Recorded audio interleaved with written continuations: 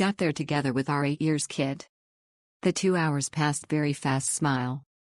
All enjoyed it very much. The hosts were extremely kind and supportive despite the mess we made. Tongue. Today we reached back home and we lighted up the candles. Great souvenir and experience. You can also choose the electric lamp, but that is more bulky, so you need to mind the transportation.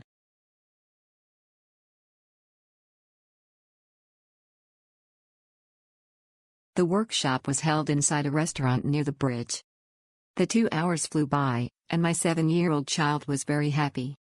Walking around outside is nice, but it can get tiring if you only do that, so if you have the time, I highly recommend this kind of calm activity.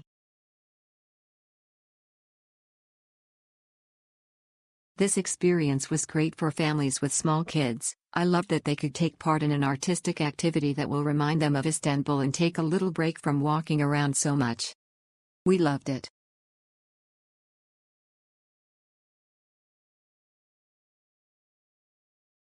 Fabulous experience, and we met some lovely people along the way in our workshop. The ladies running the workshop were so friendly.